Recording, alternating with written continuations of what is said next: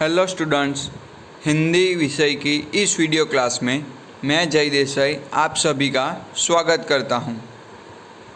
पिछले 2 हफ्तों में हमने हमारे चलाए हुए 4 इकाइयों का रिवीजन यानी कि पुनरावर्तन किया था। आज से हम नए इकाई की शुरुआत करेंगे। हमारा 5वां इकाई है हिंद देश के निवासी, जो कि एक कविता है। हमारा पहला इकाई था चित्र के संग संग, दूसरा इकाई था तब याद तुम्हारी आती है, तीसरा इकाई था कुत्ते की वफादारी, चौथा इकाई था कथनी और करनी, और उसके बाद हमने उन सभी चारों इकाई का पुनरावर्तन किया। आज का हमारा इकाई है हिंद देश के निवासी, जो कि हमारा 5वां इकाई है। तो आज हम हमारे 5वें इकाई के बारे में समझेंगे। इकाई 5 हिंद देश के निवासी, जिसका प्रकार है कविता। इकाई 5 हिंद देश के निवासी, कविता। ध्यान से कविता सुनिए।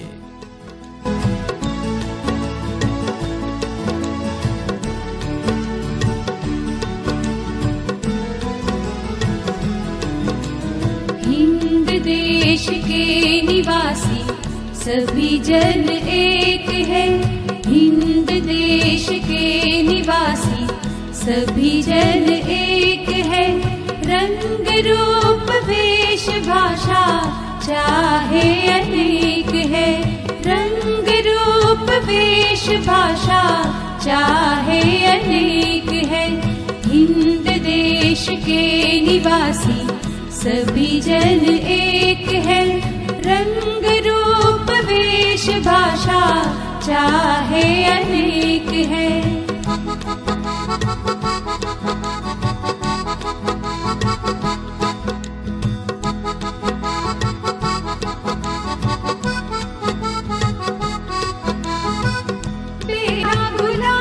जूही चंपा चमेली, बेला गुलाब जूही चंपा चमेली, प्यारे प्यारे फूल गूंथे माला में एक है।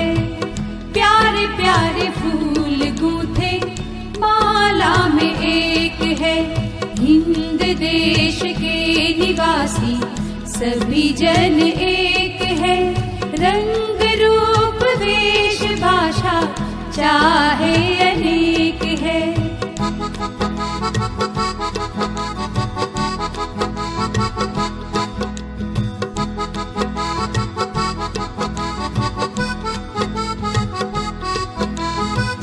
कोयल की कूक न्यारी, पपी है गिटेर प्यारी। कोयल की कूक न्यारी, पपी है गिटेर प्यारी। गा रही तराना बुलबुल, राग मगर एक है। गा रही तराना बुलबुल, राग मगर एक है। हिंद देश के निवासी सभी जन एक है। रंग रूप वेश भाषा चाहे अनेक है।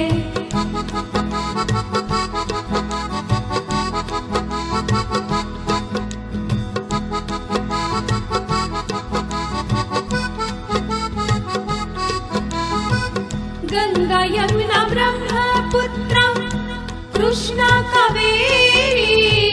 गंगा यमुना ब्रह्मपुत्रा कृष्णा कावेरी, जाके मिल गई सागर में हुई सब एक है। जाके मिल गई सागर में हुई सब एक है। हिंद देश के निवासी सभी जन एक है। रंग रूप वेश भाषा चाहे अनेक है।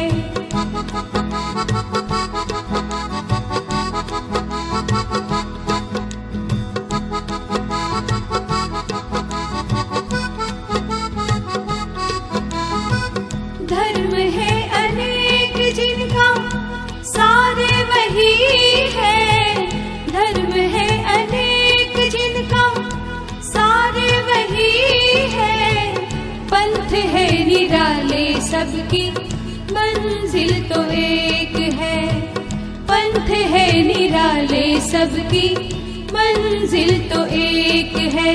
हिंद देश के निवासी सभी जन एक है, रंग रूप वेश भाषा चाहे अनेक है, रंग रूप वेश भाषा चाहे अनेक है, रंग रूप वेश भाषा चाहे अनेक है।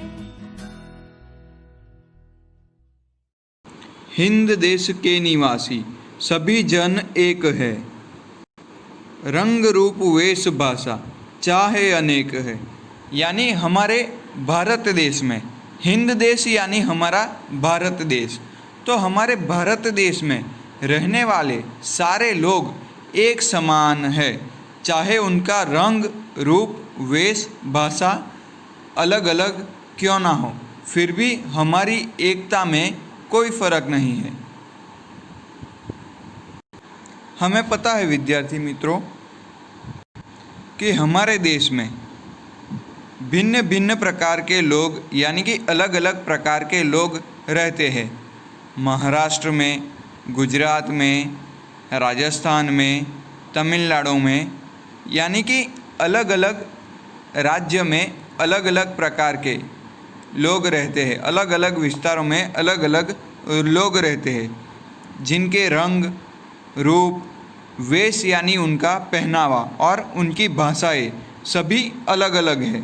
लेकिन यह सभी अलग अलग होने के बावजूद, यह सभी अलग अलग होने के अलावा हम सब भारत में एक साथ रहते हैं। इसीलिए यहाँ पर कहा है कि हिंद देश के निवासी सभी जन एक है, यानी सभी एक समान है। बेला गुलाब जूही चंपा चमेली प्यारे प्यारे फूल माला में एक है। यानी बेला गुलाब जूही चंपा चमेली जैसे फूल एक साथ माला में गुथे होते हैं, उसी प्रकार हम भारत निवासी अलग अलग रंग रूप वेश भाषा होने के अलावा सभी फूलों की तरह एक मालाओं में गुथे हुए हैं। यानी कि हम माला की तरह एक प्रकार रहते हैं, मिलजुल कर रहते हैं। इसी तरह हम भारतवासी भी एक ही है। यहाँ पर सभी फूलों के नाम हम जानते हैं, गुलाब जूही चंपा चमेली, पर यहाँ पर बेला यह एक नया शब्द है जिसका अर्थ होता है मोगरा। तो हमने मोगरे का फूल देखा होगा, तो बेला यानी मोगरा। कोयल की कूक न्यारी पपीहे की टेर प्यारी, गा रही तराना बुलबुल राग मगर एक है।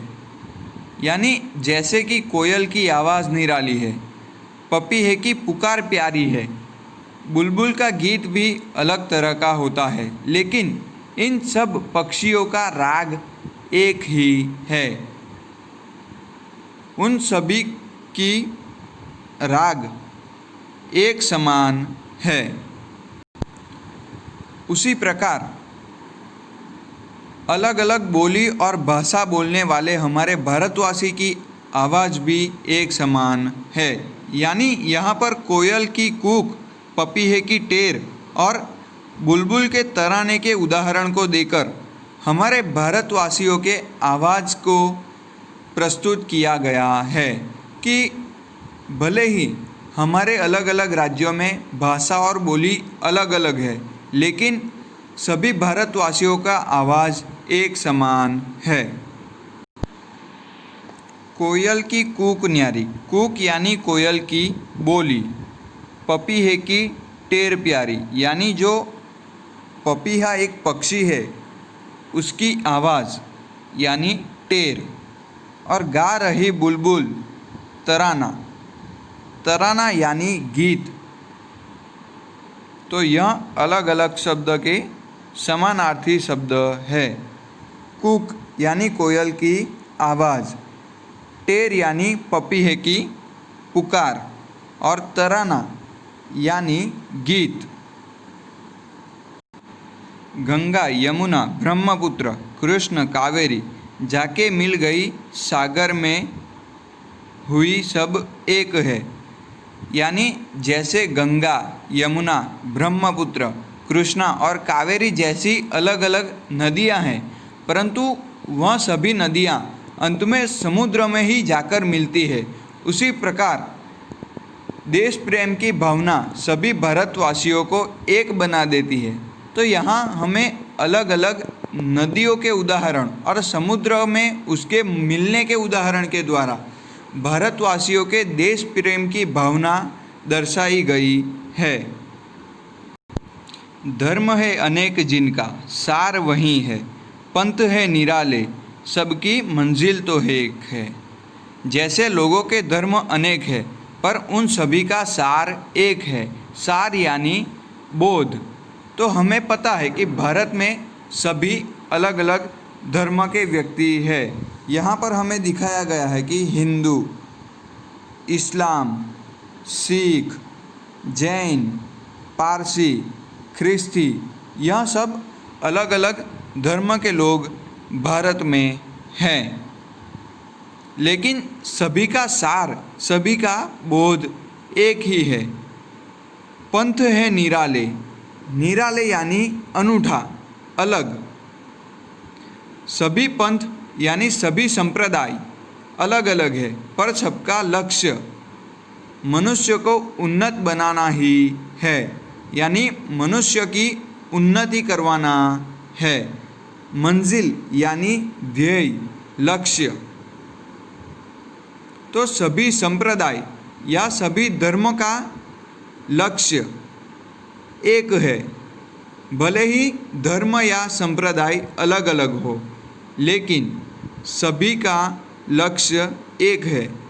सभी भारतवासियों का लक्ष्य भारत की उन्नति करना ही है।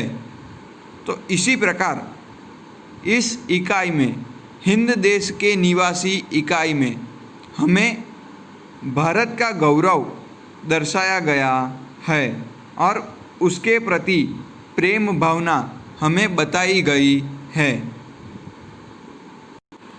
हम सभी को पता है कि हमारे देश में अलग अलग धर्म के, अलग अलग जाति के लोग रहते हैं, लेकिन सभी एक साथ मिलजुल कर रहते हैं। यही हमारे भारत देश की सबसे बड़ी विशेषता है और इसी विशेषता की चर्चा इस कविता के द्वारा कवि ने की है। धन्यवाद।